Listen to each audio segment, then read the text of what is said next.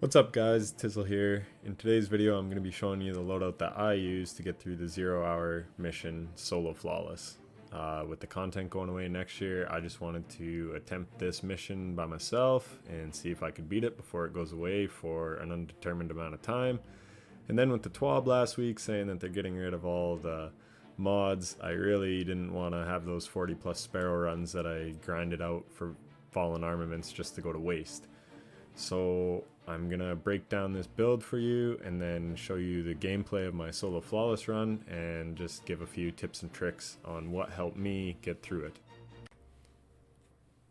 So without further ado, let's get into the build. I was on Warlock obviously, I was on Top Tree Voidwalker, Attunement of Chaos, and the real key to this build is having Vortex Grenades because of Chaos Accelerant.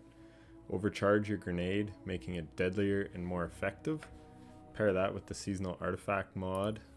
Oppressive Darkness, causing damage with a Void Grenade, adds a weaken effect to combatants. Those two things basically mean you have a debuff on any challenging enemy in the game. And to make this combo even more deadly, I added Controverse Hold to the mix. If you don't know what that does, charge Void Grenades return a random amount of grenade energy on hit. So if you were throwing it on a walker or the boss, you're going to get a random amount of grenade energy back. On top of that, try to have as much discipline as you can. I had tier 9, tier 10 would be ideal. But one thing that can negate a low cooldown on your grenade ability is having Fallen Repurposing. Destroying a fallen shield refreshes your grenade ability. If you've ever done this mission, you know there's a ton of shields in this mission, so you can pretty much refresh your grenade ability whenever you want. You've got the Void Grenades to take out Void Shields. I used an Arsenic Bite for taking out Arc Shields and Xenophage for Solar Shields. However, Xenophage can pretty much pop any shield in this mission, so I found it to be by far the best option. I use Long Shadow for DPS. I have a God Roll, Rapid Hit, Triple Tap with Extended Mag. I think Appended Mag would be the God Roll because I think it's a bit faster reload. But what you really want is 5 in the mag so that you can proc Triple Tap twice. And then looking at the rest of my stuff, another key to this build is Fallen Armaments. Every time you get a grenade kill, you get heavy ammo. That keeps your Xenophage always ready and full of ammo. I had Fallen Invigoration on the boots and the gloves. I'll get into that in a minute. But defeating a challenging fallen enemy refreshes your class ability, so you pretty much always have healing rifts. While I run the mission, I would have Transversive Steps on. Obviously, it makes you crouch walk faster, sprint speed faster, and that sprint to reload is very handy with Xenophage. So I would run that throughout the mission until I get to the boss, and then I would swap to Controverse Hold for the boss room.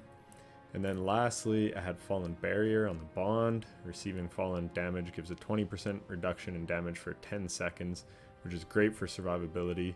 Obviously, Oppressive Darkness, as we talked about before.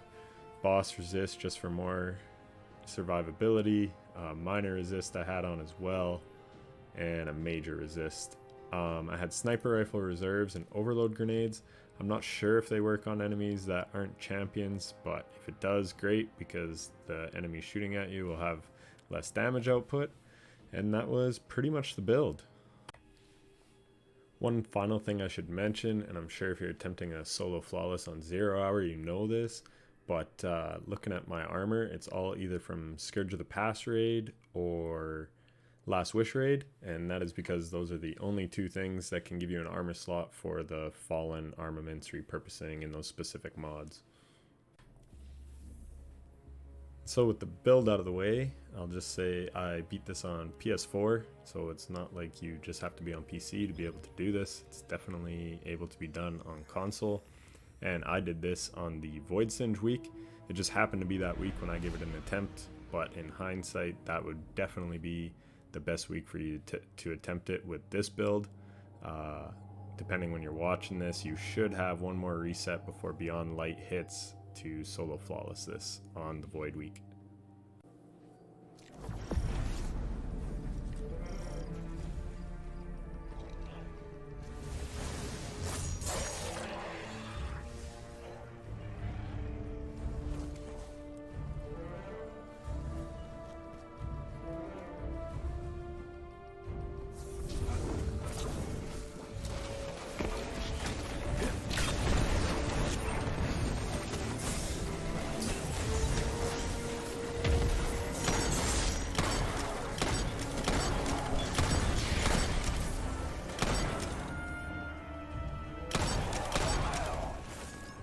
So here you see a good example of the transversive steps doing the auto reload with Xenophage.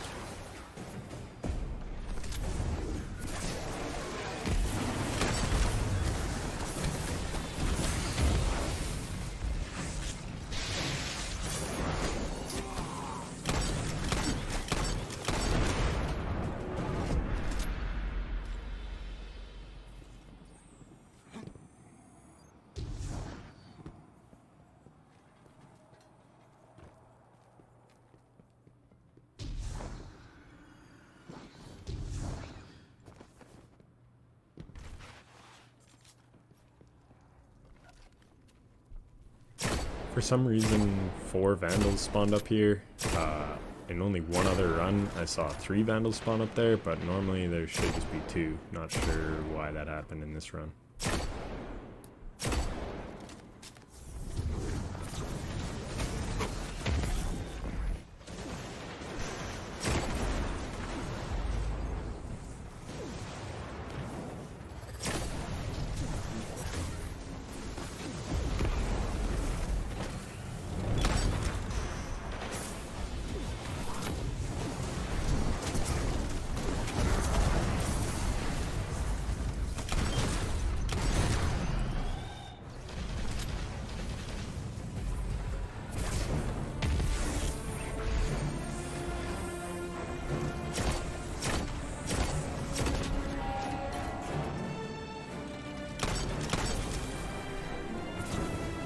I did that was to proc Fallen Repurposing, and then I'm able to get another grenade on him to get a damage debuff because of Oppressive Darkness, which will just help my damage output.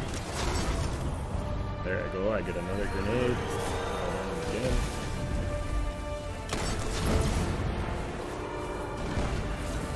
That killed the walker, and then I'm able to proc Fallen Armaments there, so I get more Xenophage ammo back.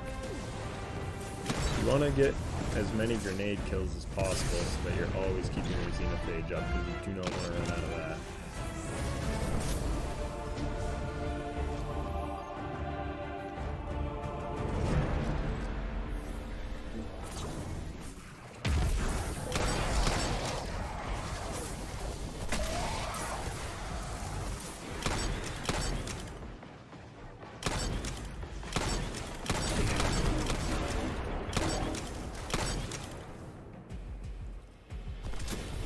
Here I get another grenade kill just to proc armaments.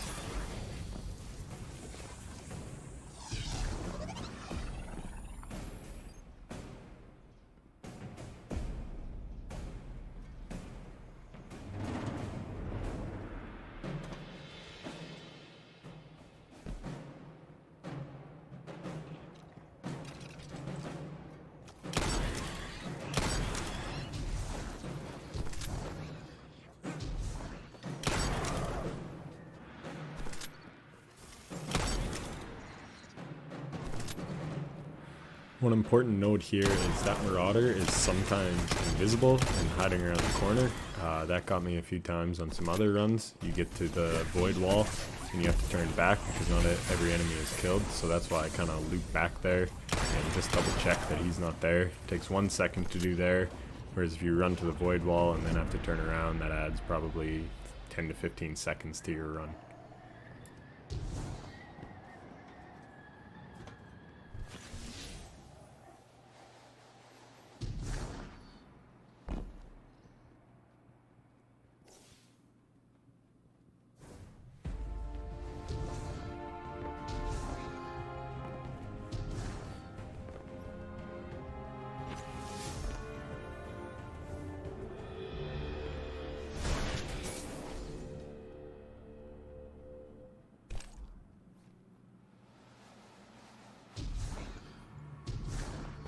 If you didn't know, that is the only switch you have to hit to activate the lid that you jump on. You can ignore all the other three.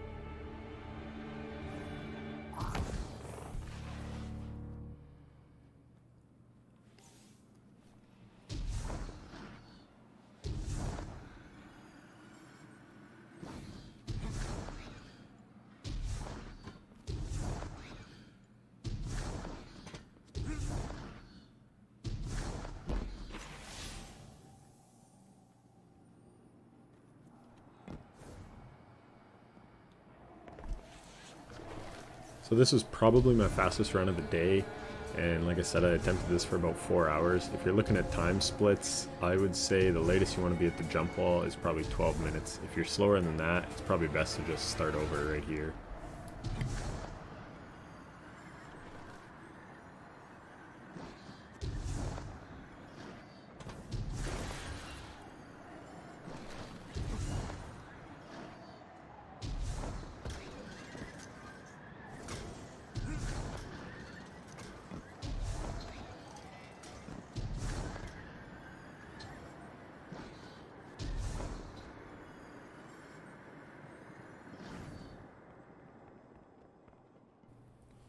One thing to note here is that you do want to keep some momentum up.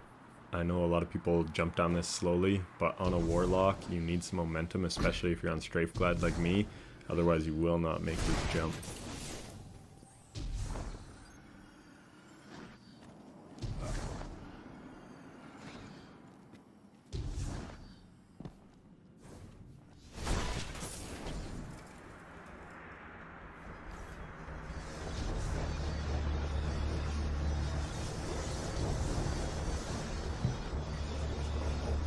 Throughout this jumping puzzle, as I said, this took me about 4 hours to get a nice clean run like this. I would say the best thing is to take your time and be safe, because it's quicker than dying.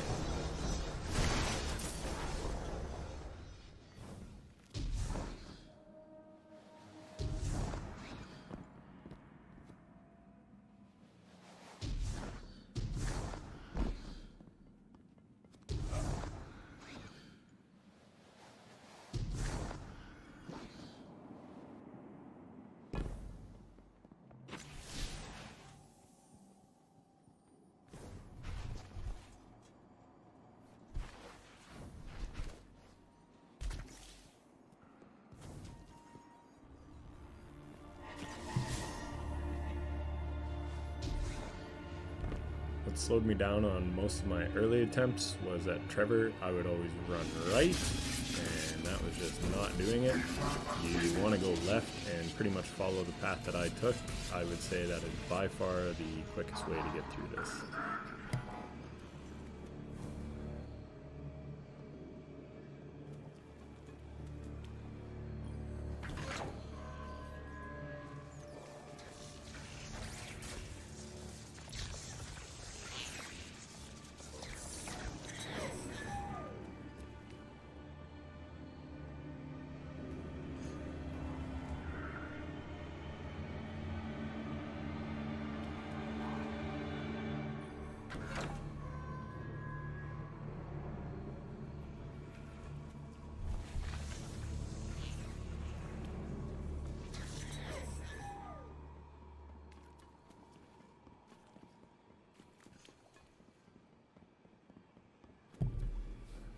This was also a pretty fast run. I would say if you're looking at time splits, you definitely want to be getting to Trevor around 10 minutes. I was obviously quicker on this run, but that would kind of be your threshold if you're wanting a decent amount of time at the boss.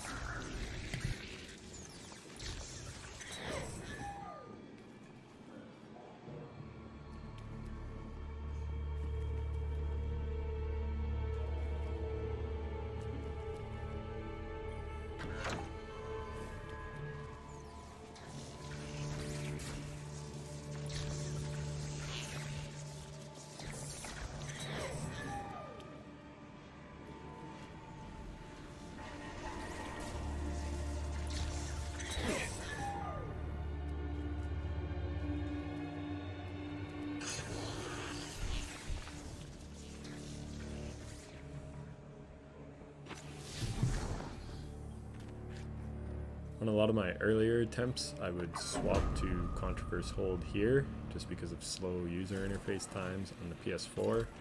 However, I don't think that's the quickest thing to do. I think it's best to keep Transversive Steps on right till the end, as there is still a few vents, and Transversive Steps also speed you up for crouch walking, as well as obviously the sprint speed, and there is still a little bit of puzzle left to go after this point.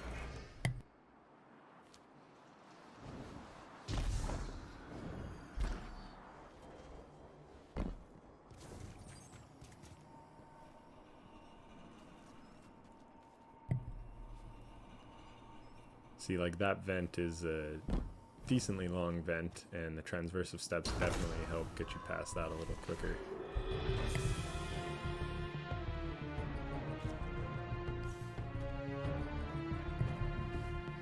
I was saying it's best to take your time.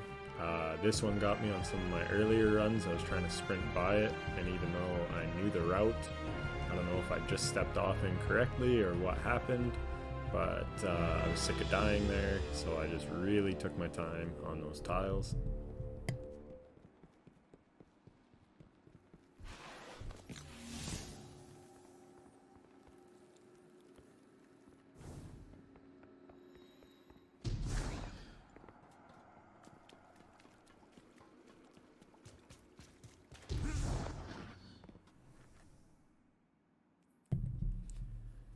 So 7.5 minutes to the boss room.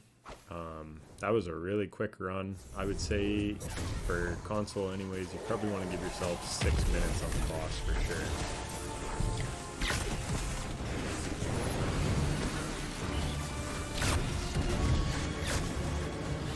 In here you 100% want to deal with the ads first, and then the boss. Pretty much as soon as you do damage to the boss, that servitor spawns.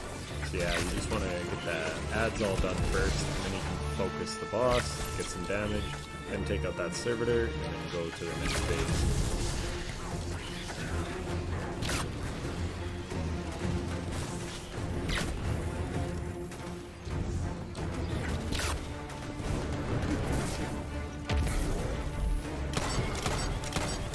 So as you can see, it doesn't take much damage at all. You do a quick Nova Bomb there to get rid of all those ads, and then you're on to the next part.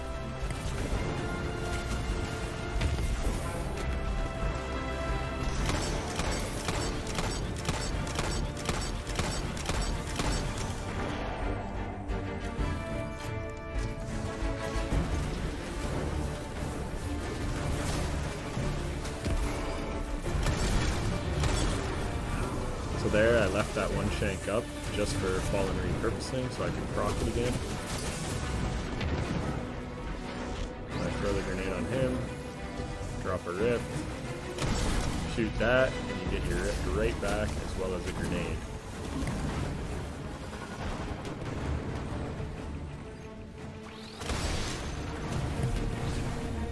And there again, I'm just using the shanks to pop their shield to proc Fallen repurposing.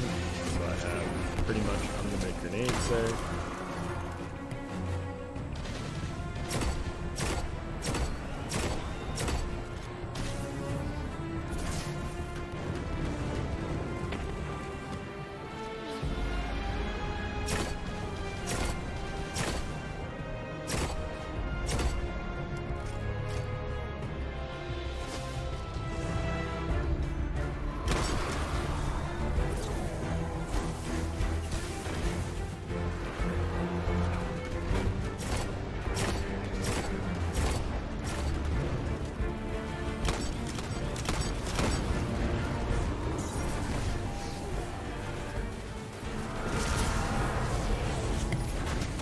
I needed Xenophage ammo there, and that Marauder just ran away. I got lucky getting lots of grenade energy back on that melee. And then I'm able to proc armaments there just to get my Xenophage ammo up.